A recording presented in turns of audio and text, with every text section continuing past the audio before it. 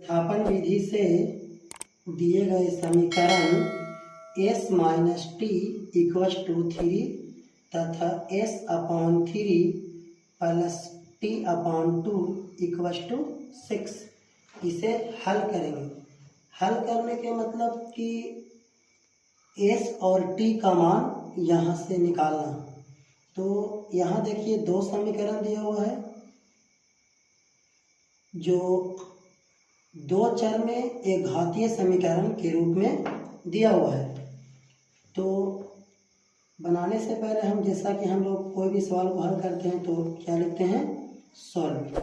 तो हम लोग क्या करेंगे, इसे दोनों समीकरण को उतार करके नामकरण कर लेंगे। तो s minus T equals to 3 इसको नाम ले लेंगे एक समीकरण एक, और s upon 3 plus T upon 2 equals to 6 इसे हम लोग समीकरण 2 नाम दे देंगे।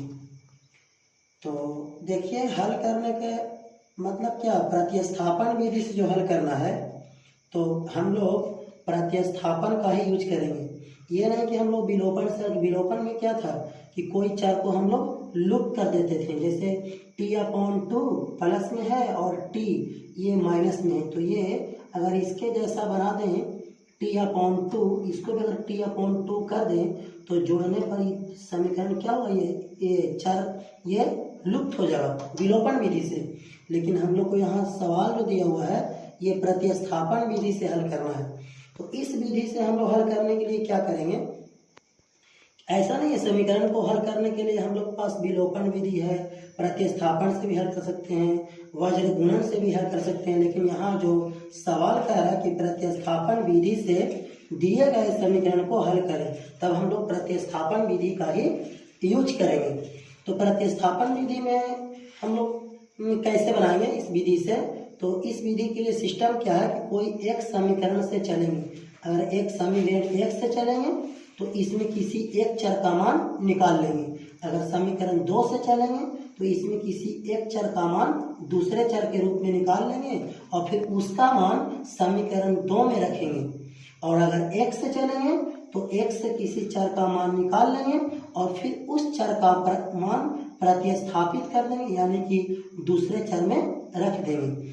तो देखिए अगर हम लोग चलेंगे समीकरण 1 से चलते हैं तो समीकरण 1 से, तो समीकरण 1 से चल करके इस समीकरण को उतार लीजिए। तो s minus T equals to 3। तो इसमें क्या करिए कि इसमें किसी एक चर का मान निकाल लीजिए। अगर यहाँ से s के मान निकालते हैं तो t को उधर भेज देंगे, तो लिखेंगे इसीलिए, इसलिए के मतलब क्या कि s के बराबर रहता 2s, अगर ऐसे रहता 2s 3s 5s तब हम लोग यहाँ पास समीकरण में याद देते हुए लिखते हैं। लेकिन देख रहे हैं कि यहाँ s अकेला है तो लिखेंगे इसीलिए s बराबर 3 और ये t को उधर भेज दीजिए। तो बराबर के एक तरफ से दूसरी तरफ कोई भी चीज़ जगह, कोई अक्षर या कोई गिनती जाता है तो हम लोग क्या करते हैं, साइन को बदल देते हैं। तो यहाँ माइनस साइन है तो इसका चिन्ह हो जाएगा प्लस, यानी s का जो मान आ गया वो t के रूप में आ गया, यानी 3 प्लस टी। अब ये s का जो मान है 3 प्लस टी, यही मान हम लोग प्रतिस्थापित करेंगे कहाँ, समीकरण 2 में करेंगे। इसलिए अगर 1 में करते हैं तो सवाल नहीं बनेगा, क्योंकि हम लोग जिस समीकरण से चलेंगे उसी समीकरण में मान नहीं रखेंगे। अगर 1 से चले हैं तो इसका मान समीकरण 2 में रखेंगे, और अगर यहाँ 2 से चलते हैं तो समीकरण 1 में हम लोग प्रतिस्थापित करते हैं। तो अब ऐसा नहीं है कि यहाँ हम लोग एस के मान निकालेंगे, अगर यहाँ टी के मान निकालते हैं तो ये एस के रूप में निकलता।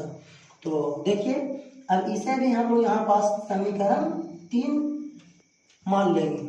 अब यहाँ पे लिखिए समीकरण 2 में एस का मान प्रतिस्थापित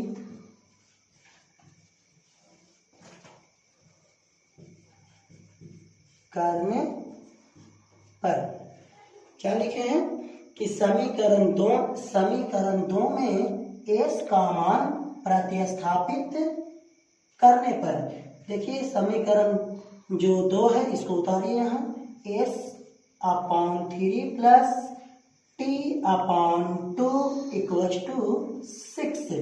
अब यहाँ s का मान प्रतिस्थापित कीजिए। प्रतिस्थापित करना के मतलब ये s का जो मान है ये t प्लस 3 प्लस t, तो यहाँ हम लोग रख देंगे। तो s के मान रखिए 3 प्लस t अपॉन 3, और ये पहले से साइन है जोड़ का, तो इसको लिखिए, और t अपॉन 2 इक्वल्स टू 6। अब हम लोग यहाँ पे क्या करेंगे कि एलसीएम ले लेंगे, 3 और 2 का एलसीएम लेंगे तो 6 हो जाएगा। जैसे 3 और 2 का एलसीएम लेंगे तो दोनों अलग अलग है, तो इसमें हम लोग गुणा कर लेंगे, 3 इंटू 2 6। इसी तरह से अगर 5 और 2 का एलसीएम लेना होगा तो 5 इंटू 2 10 हो जाएगा। और देखिए इस तरह से हम लोग यहाँ एलसीएम ले लेंगे, 3 और 2 का एलसीएम लेंगे तो 6 हुआ। अब क्या करेंगे, तो एलसीएम लेने के बाद जो ई हर से हम लोग भाग लगाएंगे, भिन्न का जैसे जोड़ बनाते हैं, घटाव बनाते हैं, उसी तरह से हम लोग यूज करेंगे। तो 3 से भाग लगाएंगे 6 में, तो ये 2 बार में कट जाएगा, तो ये 2 से गुना करेंगे 3 प्लस टी में, तो यहाँ हो जाएगा 6 प्लस 2t प्लस से, और यहाँ 2 से भाग लगाएंगे 6 में, तो 2 तिया 6 यानी 3 बार में कटेगा। तो 3 से गुना करेंगे ऊपर t में, तो यहाँ होगा 3t और इक्वल्स टू 6। अब देखिए यहाँ पे क्या करेंगे, इस 6 तो ये गिनती का मान है, ये अलग है, और यहाँ क्या है जोड़ में, ये 2t और प्लस क्या है वहाँ 3t, तो ये दोनों को ऐड कर लेंगे, 3t और 2t ऐड कर लेंगे। तो देखिए आगे थोड़ा हम इधर बढ़ते हैं, तो 6 plus 5t upon 6 equals to 6। अब देखिए ये 6 के साथ तो ये 5t ये नहीं जुटा है, तो इस कंडीशन में हम लोग क्या करेंगे, इधर में अंश, ये पूरा काम कर रहा है अंश का, और ये काम क्या कर रहा है बट्टा, और ये हो गया ये हर, तो इधर भी आप बट्टा में 1 कर लीजिए, और यहाँ से आप क्रॉस गुना कर लीजिए। 1 से गुना करेंगे 6 में तो 6 होगा, और 1 से गुना करेंगे 5t में तो 5t होगा, और इक्वल्स टू, और 6 इंटू 6 गुना कीजिएगा तो 36 हो जाएगा। अब हम लोग यहाँ से क्या करेंगे कि ये t के मान निकालने के लिए हम लोग का मिशन क्या है, ये t का मान निकालना। यहाँ से t निकाल लेंगे तो फिर ये t का मान अगर यहाँ रख देते हैं तो s का मान यहाँ से आपको मिल जाएगा। तो देखिए यहाँ पे क्या करेंगे, 5t ये रखेंगे, 5t इक्वल्स टू 36, और ये फिर इसको ले आएंगे अपने जात के पास, यानी ये गिनती है, ये गिनती का मान है और ये गिनती का मान है, तो ये अपने पास जाएगा, तो इसका साइन बदलेगा, प्लस है तो हर जाएगा तो माइनस, तो बराबर के दूसरी तरफ ले जाएंगे तो माइनस हो जाएगा। इधर में याद देते जाइए, आगे बढ़ेंगे, या 5t इक्वल्स टू 36 में से घटा देंगे 6, तो बच जाएगा 30, और अब यहाँ से देखिए ये अकेला अकेला बच गया है, तब हम लोग यहाँ से इसलिए साइन देंगे और t के मान निकालेंगे तो 30, और ये आपका गुना में है तो उधर ले जाएंगे तो भागा में। चूँकि हम जानते हैं कि बराबर के एक तरफ से दूसरी तरफ कोई भी चीज़ जगह अक्षर या अंक ले जाएंगे तो उसका साइन बदलेगा। यहाँ इसके साथ t के साथ में क्या है, ये t के साथ यहाँ इंटू में है, तो जैसे यहाँ से t सिर्फ हम लोग का मिशन क्या है कि सिर्फ t का मान निकालना, तो यहाँ से 5 को उधर ले जाएंगे तो ये बट्टा में चल जाएगा, और यहाँ से 5 से इसको काट दीजिए 6 बार में, बराबर लिख दीजिए 6 से। यहाँ से हम लोग टी के मान कितना मिल गया 6 से। अब यही टी का मान कहाँ रख देंगे, समीकरण रख दीजिए 3 में, समीकरण रख दीजिए 1 में, समीकरण में रख दीजिए 2 में, यानी 3 समीकरण में किसी में भी रख करके हम लोग दूसरा जो चर है एस का मान वो निकाल लेंगे। तो सबसे आसान हम लोग को होगा यहाँ जो एस बराबर क्या है 3 प्लस टी, यानी एस किस पर डिपेंड कर रहा है टी पर, और टी के मान यहाँ रख देते हैं तो ये टी और ये 3 के साथ ये टी का मान जुड़ जाएगा, एस का मान यहाँ से निकाल लेंगे। तो लिखिए समीकरण